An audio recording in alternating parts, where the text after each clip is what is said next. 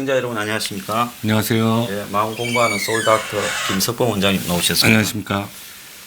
자, 원장님 요즘 보면 손혜원이가 네, 기고만장했잖아요. 그렇죠. 근데 그 손혜원이가 갑자기 불구속 기소됐는데 검찰이 투기가 있다. 창승잔도 손혜원 차명이다. 보안 자료, 목포시의 개발 자료를 넘겨받았다. 뭐 이렇게 이야기하지 않습니까? 어떻게 보면 제가 많은데 많이 줄여서 그렇죠. 일부만 해줬겠지만 또 다른 한편으로 보면 그 동안의 손혜원과 이 지금 일가와 관계에서 봤을 때 좀 의외로 이렇게 보이지 않습니까? 지금 저렇게 정리되는 더 이상 문정권에서 뒷감당하기 힘든 일들이 실제로 드러날 걸 우려해서 손절매하는 걸로 보여요. 그러니까 지금 거론 안 된 것들도 계속 이제 문제가 계속 거론이 될 가능성이 높고, 그다음에 손혜원 씨가 그 전에 장담한 거는 검찰에서 기소 의견으로 0.5%라도 증거를 잡아서 기소를 하면 자기 모든 걸 전 재산 내놓고 그다음에 국회의원직 사퇴하겠다 그랬는데, 지금 검찰에서 기소를 막상 하니까 이제 법원의 판결을 기다려 보겠다. 근데 법원 판결 끝날 때쯤이면 아마 국회의원 임기는 끝난 상태잖아요. 그렇죠.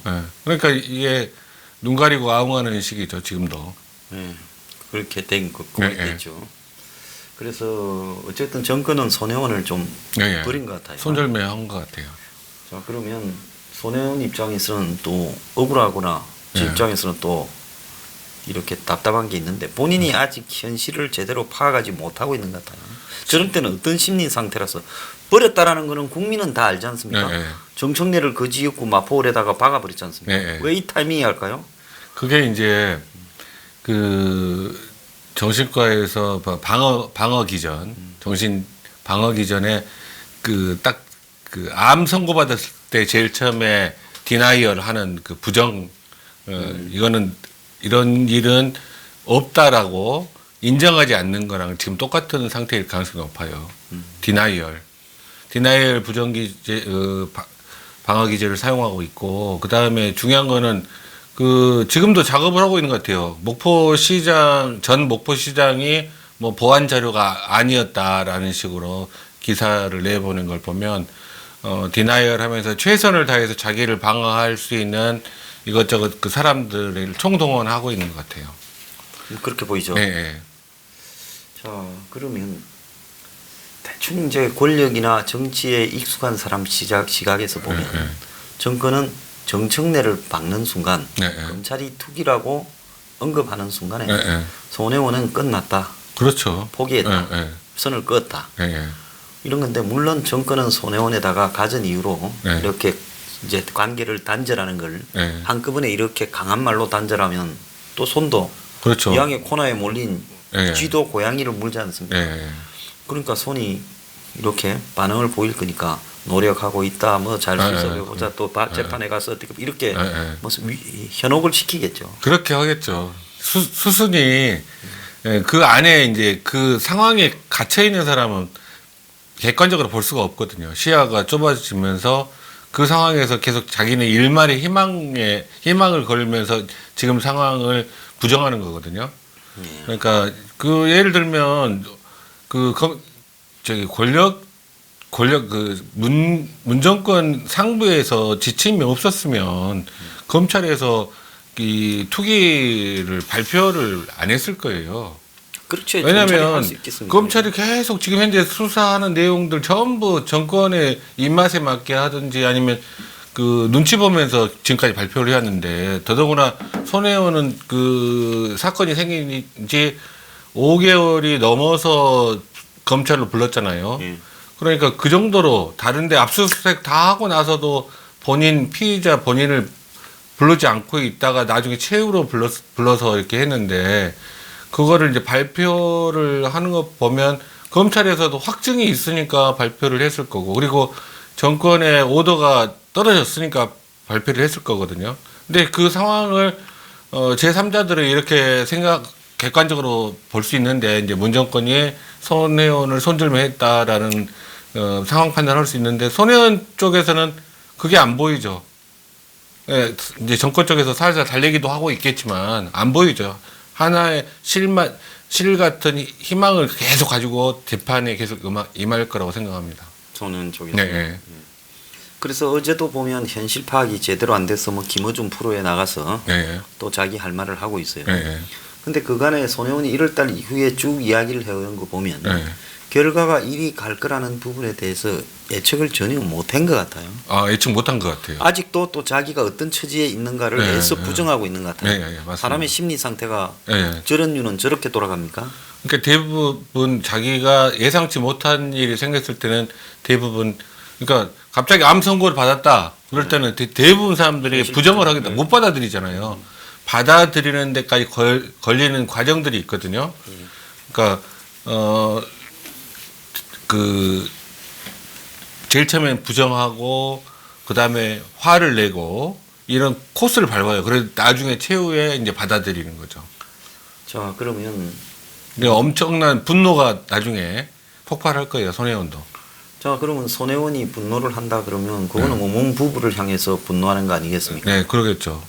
그럼 그런 손혜원의 분노가 네, 이제 문 쪽에서는 이것저것을 더 걸어가지고 네, 네. 손혜원의 죄를 잔뜩 검찰이 말을 안 듣는다면서 잔뜩 끌어놓고 네, 그 중에 일부는 이제 털어주면서 손혜원으로 하여금 수용하라고 네, 그리고 또 밖에 나가서 뭐 폭로하거나 떠들지 말라고 네. 그렇게 하는 수밖에 없겠네요. 그렇게 할 수밖에 없죠. 왜냐하면 걸쇠를 걸어놓지 않으면 제일 처음에 부정하다가 아 이게 아니다 생각하면 그때부터는 엄청난 분노로 표출되거든요. 분노 단계에 되면 이성을 네. 상실해서 네. 자기가 이길 수 없는 게임이라도 네. 판을 깨려고 들 수도 있겠네요. 그렇죠. 근데 이제 너무나 폭압적인 정권의 그 쇠사슬이 딱 걸리면 그때는 또 현실감이 일시적으로는 아마 돌아올 수가 있겠죠. 현실감이요. 네. 저 앞으로 그러면 손혜원은 저 어떻게 할 거라고 지금 예측이 좀 되십니까? 제 예측은 지금 현재 계속 그 재판 지금 저희들이 쉽게 생각하는 저는 어떻게 생각하냐면 재판 과정에서 정권 측에서는 계속 신락 같은 희망을 1심에는 2심에 희망을 주고 2심은 대법원에 희망을 주고 하면서 시간을 끄는 게 지금 제일 중요하다고 생각을 정권 측에서 하고 있을 것 같고 손혜원은 설마 내가 누군데 내가 폭로를 하면 문정권 날아갈 수도 있는데 나를 건들 수 있겠냐 지금 그 생각을 하고 있을 것 같아요. 그러면 이제 어저께 네. 정청래를 이렇게 그 자리에 꽂았거든요. 그러니까 그 시점이 그저께 불구속 기소 나왔지 않습니까? 그러면 손혜원으로 하여금 손혜원이 뭐 말은 목포 나간다 했고 또 정청래한테 비껴주겠다 했지만은 여태까지 5개월 동안 그 지역구를 탈당했는데도 비워놨었죠. 비워놓은 이유는 손혜원을 자극할까봐 달래기 위해서 비워놨지 않습니까? 그런데 이제 정청래를 보내버렸다는 거는 손혜원으로 하여금 현실을 인정할 거는 좀 인정하라는 그런 시그널이라고 그렇죠. 예, 황 사장님 판단이 맞을 걸로 저는 생각합니다. 딱 이렇게 그 이종 끊고 맺는 선을 이제 정권 측에서 보여준 거죠. 그래서 이제 이럴 때는 뭐 이 문 부부와 손의 관계는 검찰이 말을 안 듣는다. 뭐 당이 그러는 걸 어떡하는지 이런 식으로 이제 오리발 내밀기로. 그러면서 이제 그렇게 하겠죠. 그다음에 이제 재판 과정에서 우리 판사 재판부에 좀 힘을 써보겠다 뭐 그런 이야기도 할 거고 그런 식으로 길게 끌고 갈 것 같아요. 근데 뭐 딱 단적으로 이야기하면 끝난 거 아닙니까? 그렇죠. 지금 목포 시민들 반응 나온 거 보면 확실하게 알잖아요. 이게 검찰에서 그 투기 의혹으로 발표를 기소를 했다는 것 자체는 그 손혜원 씨가 그 전에 그렇게 주장했던 것들이 사실이 아니다는 걸 입증을 한 거거든요. 검찰에서. 그리고 더더구나 권력자 바로 그 옆에 있는 사람 얼마나 힘이 셉니까? 그 사람에게 검찰이 기소를 했다라는 거는 이미 빼도 박도 못하는 상황에 있다라는 그 검찰 측 증거들이 그걸 말해주고 있으니까 그렇게 한 거죠. 자, 그러면 목포 시민이라는 이 민심이라는 거는 네, 네. 그 얼마 전까지만 해도 손혜원이 지역 개발을 하다가 이제는 젠트리피케이션이 집값은 올랐고 그러는 절벽이고 네. 죽을 지경이다라고. 그러니까 그게 뭐냐면요. 민심은 조작된 민심입니까 뭡니까? 그게 혹시나 여기가 그 손혜원 덕분에 여기가 이렇게 그 군산시 이렇게 그 재생 거리 있지 않습니까? 일제시대 거리. 그런 식으로 개발이 되면 뭔가 더 낫지 않을까 하는 기대감이 컸을 거예요, 목포 시민들이. 근데 지금 오히려 반대로 손혜원 때문에 모든 게 다 망가져 버렸지 않습니까? 실제로 목포 시민들이 받아야 할 그 열매를 지금은 추수를 할 수 없는 상황이 돼버렸잖아요. 목포시청 자체에서도 예산을 150억을 만들어서 뭐 이렇게 구매하려고 했던 그 집들이 전부 2배, 3배 금액을 요구하니까 그 진행을 할 수가 없고, 그 다음에 지금 손혜원 때문에 검찰 조사가 들어가니까 거기에 그 사고 팔고 하는 것도 완전히 중단되고, 그러니까 목포 시민들이 기대했던 거는 완전히 다른 쪽으로 흘러갔고, 그 다음에 이게 투기였다라는 게 이제 검찰에서 발표를 하니까, 이제 목포 시민들도 그렇구나라고 인정하는 거죠. 실제로는 지금도 목포 시의 시민들이 그쪽에 막 경기가 활성화되고 만약에 붐을 타고 있다면, 지금도 아마 손혜원을 옹호하고 지지하고 있겠죠. 근데 그게 아니잖아요. 지금 현재 돌아가는 상황이. 그러니까 그 실질적으로 벌어지는 상황들 때문에 돌아섰다. 그 이번 검찰 발표를 계기로 돌아섰는데 검찰 발표 계기가 더 영향을 준 거라고 봅니다. 네. 자, 또 유사한 게 하나 있어요. 네. 윤지호에 대해서 계좌 경찰 압수수색이 또 들어가고 있어요. 아, 그래요? 떨어져 들어갔어요. 그러니까 본인은 미국에 있지만 윤지호의 그 후원금 계좌 거기에 대해서 경찰이 압수수색을 들어갔어요. 그건 뭘 의미한다고 보십니까? 저는 그거는 검경 수사권하고 좀 연관이 있지 않을까 그 생각이 딱 드네요. 그러니까 검찰에게 선수를 뺏기기 전에 경찰 쪽에서 먼저 하지 않았을까. 그러니까 경찰이 그거 잘못한 부분들 있잖아요. 경호까지 해주고. 경찰이 뭔가가 윤지호 부분에서는 큰 실수가 있죠. 그래서 그거를 그 선제적으로 막기 위해서 윤지호 수사를 시작한 거 아닌가. 그런 경찰이 수사해서 경찰이 어떻게 그 돈을 줄 수 있었느냐. 그게 검찰 수사 대상이 되게 되면 그러면 경찰에 만약에 누구한테 그런 지시가 떨어져서 그런 부당한 지출을 했느냐. 그럼 경찰이 또 그 지출한 부분에 대해서도 그렇죠. 그 기준이 있지 않습니까? 그렇죠. 그 기준을 엄청나게 초과해서 오버해서 경찰이 실수해 줬지 않습니까? 그렇죠. 기준에 안 맞는 그 비용을 해줬고 경호 대상도 경호도 지금 5명을 붙여주는 그게 무슨 뭐 경호도 기준이 있을 건데 기준이 안 맞는 이야기를 했겠죠. 그러니까 경찰이 윤지호한테 농락당해가 지금 서울청장이 사과도 했지 않습니까? 그 뭐 스마트 뭡니까 뭐 이 부르는 이 신호기 그 부분하고 그렇죠. 무슨 뭐 소리 나고 뭐 어쩐다는 부분에 연락을 하는데 안 왔다고 그러니까 윤지호가 기자회견하고 그랬죠. 그러니까 경찰이 저질렀던 지금 우스꽝스러운 행동 때문에 궁지에 몰리니까 경찰이 지금 그걸 선제적으로 방어하는 거죠. 저는 그렇게 보입니다. 그럼 윤지호도 뭐 어떤 행태로든 또 지금 끝나버렸겠네요. 윤지호는 확실히 끝났죠. 캐나다로 가는 순간 끝났다고 봐야죠. 윤지호는 막 안 오고 버티면서 뭐 그러겠네요. 거기가 자기 주거지가 거기 있으니까 거기서 살겠죠. 근데 그 얼마나 그 윤지호의 그 뒷 배경들에 관한 것들이 그 뒤로 쭉 나왔지 않습니까? 그 인터넷상에 돌았지 않습니까? 그러니까 완전히 그 의인처럼 행세하는 그 이상한 거짓말쟁이가 있었던 거죠. 그 사람이 살아온 과정으로 보면 이런 일에 나서서 끌을 만한 건덕지가 전혀 없는데. 그러니까 안민석 의원이 어떻게 부추겨서 그렇게 됐는지는 저는 그 내막도 좀 캐봤으면 좋겠어요. 그리고 비행기 표값을 검찰이 줬다는데 제가 볼 때 그 돈이 아마 대금 과거사 진상조사단 거기서 아마 윤지호한테 오라고 했고 처음에 그리고는 비행기 표값을 검찰에서 대조별로 예, 지금 예. 그렇게 이야기가 나오고 있어요. 예, 예. 그런데 비행기 표값을 검찰이 얼마 떼줬는가는 또 그건 또 아직 그렇죠. 하고 있거든요. 예, 예. 그래서 아까 경찰이 호텔값 때문에 문제라면 예, 예. 검찰은 또 비행기 비행기 표값인데 그게 더 많을 수도 있어요, 액수가. 예, 예, 예. 빚은 있을 수도 있고. 예, 예. 그럴 수 있죠. 예, 참. 그러니까 검찰, 경찰이 지금 자기 중심이 전혀 없이 지시만 따라서 움직이다 보니까 그리고 충성 경쟁만 하다 보니까 이렇게 그 정권의 눈치 보는 과정에서 이런 해프닝이 벌어진 것 같아요.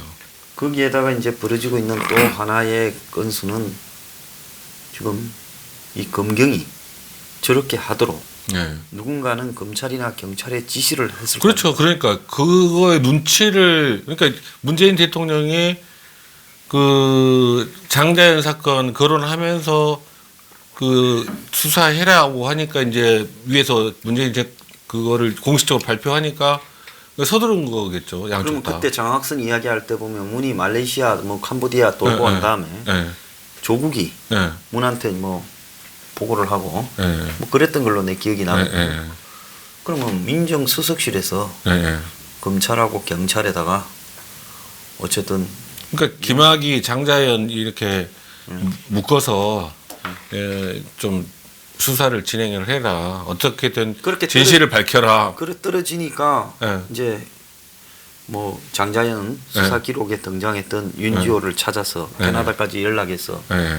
오라. 네. 그러니까 윤지호는 지 나름대로 이걸 갖고 또 한 건 해먹으려고 네. 김수민 작가나 이런 사람들한테 상의하고 준비하고 내가 와서 한 건 해먹으려다가 저 사단이 네. 그렇게 나서 됩니다. 터졌다. 네. 좀 그렇게 뭐 봐야 되는 거 아니겠습니까? 그렇죠. 네. 저도 그렇게 봅니다. 그런데 이 정권이 다른 건은 굉장히 좀 잘 기획해서 했는데 이번에 윤지호 건을 보면 정권이 굉장히 어설펐죠. 처음에 한 20일은 잘 나가다가 막판에 어설퍼지면서 네. 더 이상 윤지호가 이 캐릭터로 네. 이렇게 존재하기가 어려워서 네. 나중에 배우 퇴장을 그렇죠. 시킨 거 아니겠습니까? 네. 그러니까 진실을 가리는 것들은 결국은 시간 문제지 결국은 드러날 수밖에 없다라는 것을 윤재 사건도 보여주는 것 같아요. 근데 우리 그 우파 시민들이 노력해야 될 거는 저는 그러니까 항상 두 눈을 부릅뜨고 상황을 지켜보는 눈이 있다라는 것을 정권에 알려줘야 된다는 생각이 듭니다. 자, 그 아까 윤지호 할 때 안민석이가 잠깐 등장했는데 네. 안민석이가 뭐 일개 의사라는 이런 표현을 썼다며요? 일개 의사라는 말이 문제가 아니라 제 생각에는 저는 정신과 의사로서 제일 이번 그 안민석 사건에 충격을 받은 거는 그 지금 현재 그 조현병 환자들 사고 때문에 나라가 굉장히 여러 번 시끄러웠는데 최근에. 근데 지금 현재 상황이 어떻게 돌아가고 있냐면 제가 정신과를 하고 있어서 이야기를 들어보면 정신병원 베드 수를 줄여나가는 작업들이 벌어지고 있어요. 그러니까 조그만 소규모로 정신병원을 하고 있었던 의원들도 문을 닫는 추세고, 그러니까 규제가 너무 심해요. 그러니까 입원하는 과정에서 절차도 너무 복잡해지고, 그 다음에 식대도 너무 저가고, 여러 가지로, 그리고 직원 최저임금 되고, 그러면서 또 52시간 근무제 되고, 그러면서 인건비는 올라가고, 이렇게 하면서 그 경영을 맞출 수가 없게 돼서 문을 닫는 추세거든요, 지금 현재. 자, 그 이야기는 우리가 이제 문재인 케어 2년 중소병원이 쓰러진다 이 기사를 가지고 2부에서 좀 다루고. 그러니까 그 이야기랑 그러니까 예. 정신과 이 안민석 의원이 어떤 부분을 가지고 행패를 부린 거냐면 정신과 병원을 개설을 했는데 그 개설을 취소시킨 노력을 한 거예요. 보건복지부 장관을 만나서. 그러니까 주민들이 정신병원이 생기면 네. 그것이 이제 님비 현상이다. 네. 이렇게 해서 설립 반대를 하니까 네. 저거 지역구 네, 그렇죠. 안산이죠. 네. 오산. 네. 그러니까 오산 지역구를 대신해서 네. 이제 정부 해당 부서에 가서 네. 이렇게 이제 이야기를 하는 과정에서 네. 주민들과 공청회를 갖고 병원을 향해서 막 심한 말을 네. 하다가 네. 거기에 안민석이가 만약 병원 개설을 취소했는데 네. 소송을 걸면 예. 그 병원장은 일개 의사로서 한 개인으로서 감당할 수 없는 혹독한 대가를 치르게 될 것이다. 이렇게 말을 했네요. 예. 자, 완전 협박이죠, 협박. 네, 그래서 일개 의사 한 명이 어떻게 대한민국 정부와 오산시를 상대로 이길 수 있겠느냐. 예. 이렇게 말을 했네요.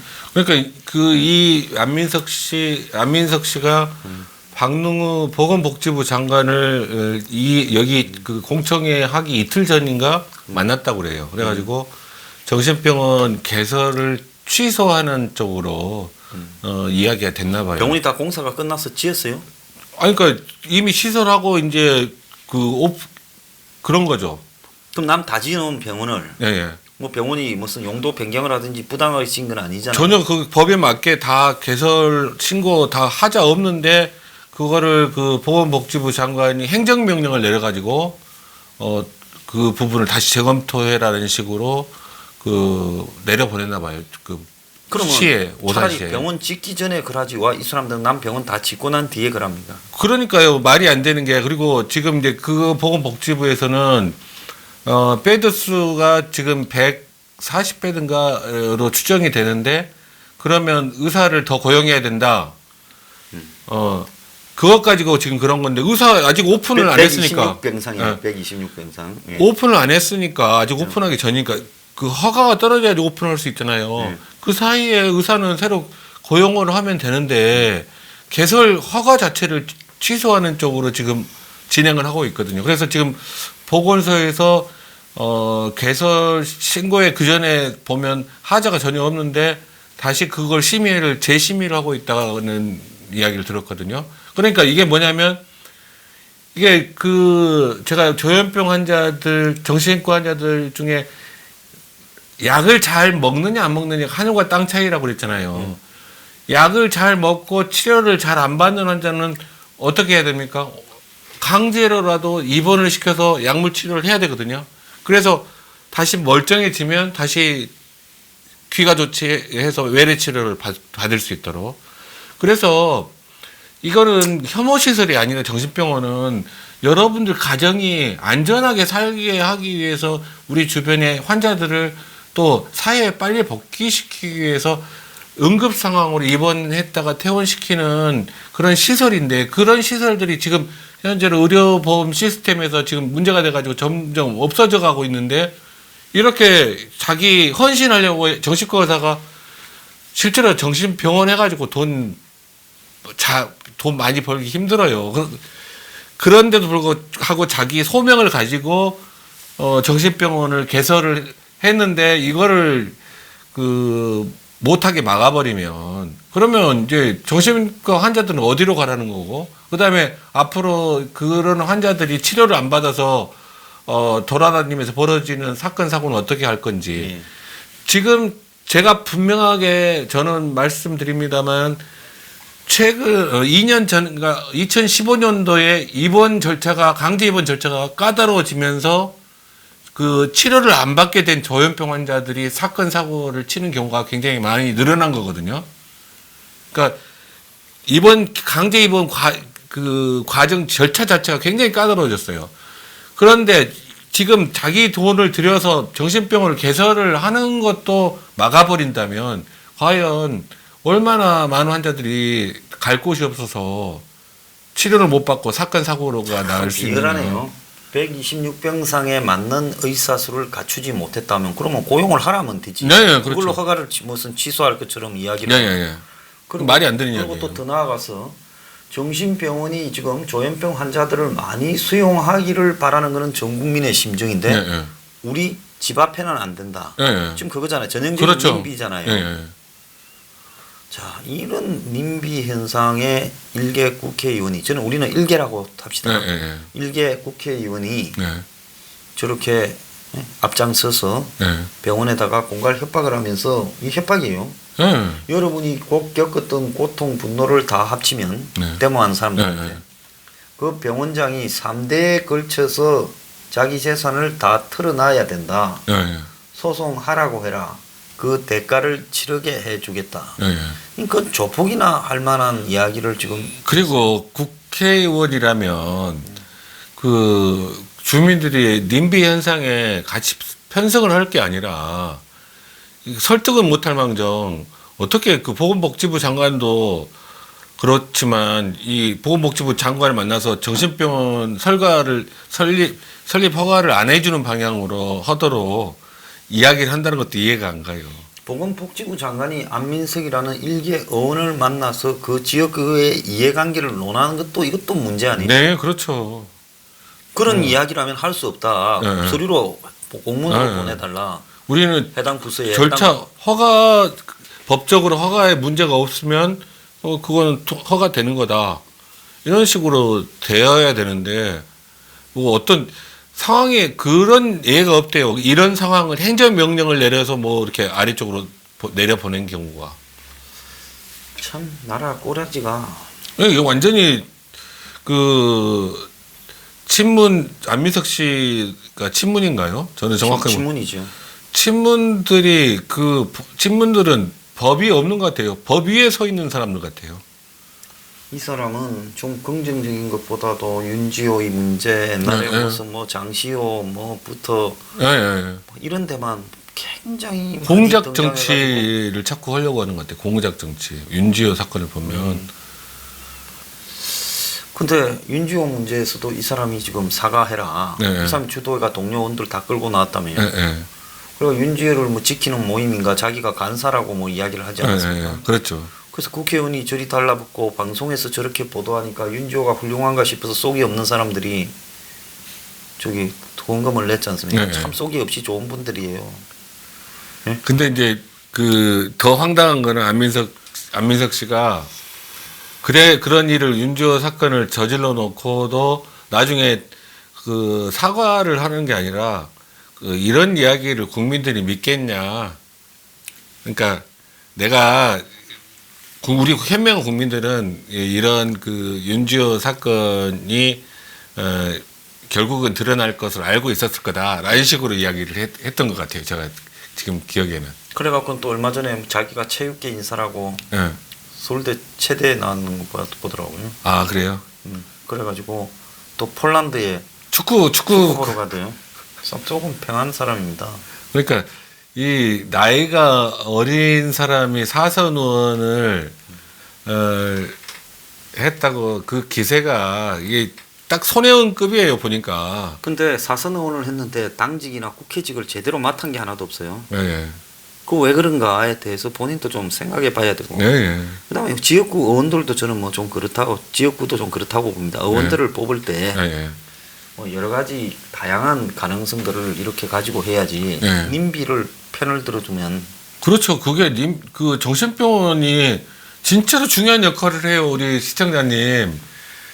그 정신병원 옆에 있어도 안전하고요. 그 요즘 생각해 보십시오. 우리가 필요 없는 거를 우리가 사는 곳 가까이에 놔두지 않잖아요. 만약에 이제 그 각 지역에 있는 정신병원, 조그만 정신병원들이 없어지게 되면 어떻게 되냐면요. 2,000명, 3,000명 이렇게 모이는 대형 정신병원, 외곽에 있는 대형 정신병원으로 가는 수밖에 없거든요. 몇 시간, 면회를 가려고 해도 한 1시간, 2시간 걸리는 장소에 가게 되고, 그 다음에 그 환자들이 이렇게 정신과 의사들은 대형 정신병원을 그렇게 치료적으로 좋다라고 생각 안 하거든요. 자, 그런데 정말로 병원이 들어오면 혐오시스에서 그러냐? 뭐 병원에 정신병원이라고 한다고 그 환자가 뭐 탈출이 가능합니까? 근데 저런 이유는 집값 때문에 그러는 거 아니겠어요? 근데 작게 놓고 이야기하면 집값 때문에. 네. 얼마나 이기적인 진짜 인간의 본성입니까? 예? 사회적으로는 필요한 시설인데 내 집 앞에 있으면 집값 떨어진다. 네. 대한민국의 속성이요. 중산층 속성이라는 게 아파트에 집 싸게 팔지 말라고 플래카드 걸고 말입니다. 네. 예? 쓰레기 소각장 오지 마라 뭐 그런 것까지 조금 나아요. 장애인 학교 오지 마라는 데서 진짜 너무 화나요. 이런 인간으로서 진짜 장애인 부모와 장애인을 2번 죽이는 거예요, 그거는. 예, 그래서 이런 식으로 그만 내 부동산은 내 집은 집 한 채 갖고 있는 거는 가격이 높게 유지될 수 있도록 그게 이제 뭐 앞에 혐오 시설이 들어오면 안 된다고 하면서 자기들은 뭐 그런 혐오 시설을 또 사회적으로 필요한 덕을 보고 산다. 네. 얼마나 이 진짜 이런 사람들은 진짜 서민들은 이런 거 따지지도 않아요. 먹고 살기 바빠서. 그렇죠. 다른 중산층이라고 하는 사람 또 그분들은요 서울에 사는 사람에 비하면 오산이라면 또 그것도 또 그 사람들은 또 우습게 해요. 그래서 이런 식으로 사회가 네. 안 좋은 게 전국으로 전염이 되는 것 같아요. 강남부터 네, 시작해가. 네. 이건 아니지 않습니까? 그렇죠. 아무튼 그 지금 현재 추세가 그러니까 이런 인비 현상을 그 정치인이 옹호하고 거기에 편들어서 같이 이렇게 압력을 행사하는 거는 진짜로 있을 수 없는 일이고 이 부분에 대해서는 안민석 의원이 진짜로 철저히 반성해야 된다고 생각합니다. 저는 이게 님비의 시위를 하거나 이랬을 때는 네. 집회 및 결사의 자유를 제한해야 된다고 봐요. 님비 부분에. 네. 사회적으로 필요해서 결정하면 통보하고 그냥 해버리도록 해야지. 네. 이렇게 정말 저질스러운 인간의 속성을 다 드러내냐. 네. 정말 좀 너무하지 않습니까? 그렇죠. 그러니까 지역 사회는 분명히 그 시설이 필요로 한데 자기 아파트 근처에는 들어오면 안 된다. 그런 거거든요. 근데 얼마 전에 제 후배가 그 너무 그 규제가 심해서 정신병원을 하다가 문을 닫는다고 그러더라고요. 그러면서 문을 닫겠다고 하니까 외래만 두고 병원 그 입원 시설은 없애겠다고 그러니까 보건소에서 계속 전화가 오더래요. 왜 그만두느냐, 문 닫느냐, 문 좀 안 닫으면 안 되냐. 근데 오산 시민이 하나만 알고 두 개는 모르는 것 같아요. 만약에 그 병원 원장이 네. 그래 더러워서 내 안 할게 네. 하고 그냥 병원 안 열어요. 네. 정신병원이라고는 간판만 달아놨어. 네. 그러면 세월이 흐르면 어떻게 되겠어요? 그게 흉가 폐가가 되죠. 그렇죠. 그럼 그게 어떻게 되냐? 이제 흉가 체험 장소가 돼요. 예? 흉가 체험 장소가 옛날에 과천에 보면 정부 총사 밑에 노란 건물로 병원을 짓다가 네. 중단돼 갖고 부도가 묻어나고 네. 그 방기간 방치된 게 있잖아요. 네. 곤지암 병원도 그렇게 그런 거 아닙니까? 그렇죠. 곤지암 영화에도. 그러니까 제가 주인 같으면 저렇게 하는 사람들을 그래 한번 엿먹으라고. 자 이제 안 하면 병원을 나 뜯을 돈 없다고. 네. 그냥 나자빠지면. 그 이제 흉가 체험 그렇죠. 코스. 그러면 좋겠습니까? 아무튼 그때는 또 병원 열어라 할 거예요 차라리. 전번에 돌아가신 그 정신과 의사 그 교수 있지 않습니까? 예, 삼성 칼을 맞으셨던 분. 삼성병원 그 원장님의 마지막 유지가 그거였잖아요. 차별받지 않고 정신환자들이 치료받을 수 있는 세상. 그 실제로 우리 말만 다들 그럴싸하게 하지 정신 질환은 굉장히 차고 넘치게 많습니다. 우리 주변에 자기 자신, 자기 가족이 아니다고 그럼 자기 가족이 지금 현재 아니다고 그렇게 생각하다가 또 자기 자식한테 정신과 질환자가 나올 수 있어요. 그 자기 미래의 일은 아무도 장담 못합니다. 어지간히 좀 하시기 바랍니다. 네. 저는 정말 좀 이런 부분에 대해 좀 혐오스럽다 이런 생각합니다. 네. 마치겠습니다. 네. 감사합니다. 감사합니다.